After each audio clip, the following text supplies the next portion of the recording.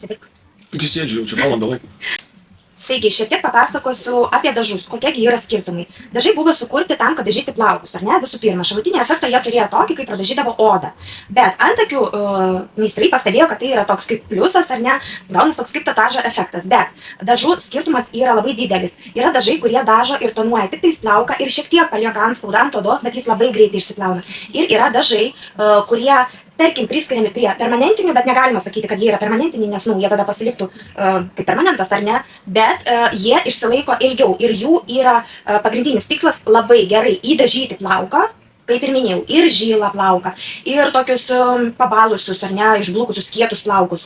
Ir taipogi labai intensyviai pradažo odą, pakankamai gerai išsilaiko. Kiek ilgai viskas priklauso nuo jūsų odos ir nuo priežiūros. Taip pat yra dažai tiesioginio veikimo pigmentai, kurie labai intensyviai į dažą palieka tą tatuažo efektą, jie taip ir vadinasi tattoo tint, jie veikia be oksidantų. Tai yra dažai be PPD, be alergeno, priešingai negu visi kiti dažai turi PPD.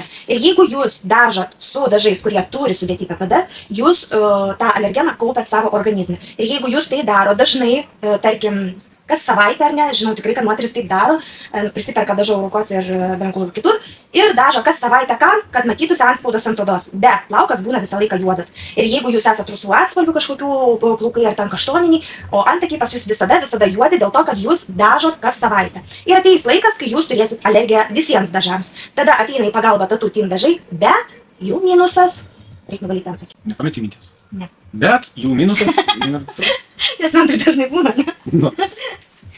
Minusas šių dažų yra tas, kad jie išsilaiko ant odos vos kelias dienas, kadangi neturi oksidanto, jie neturi kaip užsifiksuoti, ar ne, ilgesniam laikui. Bet tai yra toks pagalbinis įrankis, kai mes norim pradažyti tam tikras vietas. Arba, pavyzdžiui, norim plaukelių techniką atlikti. Tie žmonės, kurie moka dažyti savo antakius, gali nusipirkti juos ir į namus, bet aš nelabai rekomenduoju. Dėl to, kad čia reikia žinoti koloristiką, čia yra iš viso 4 spalvos ir jas reikia maišyti tarpusavį. Tai, pavyzdžiui, light brown su dark grey, arba brown su black, arba black su light brown. Žodžiu, reikia žinoti koloristiką ir pagal kliento tipažą parinkti tam tikrą miksą.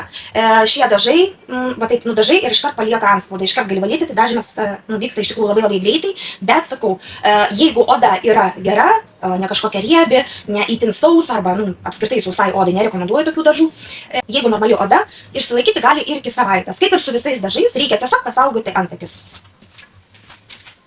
Antakius.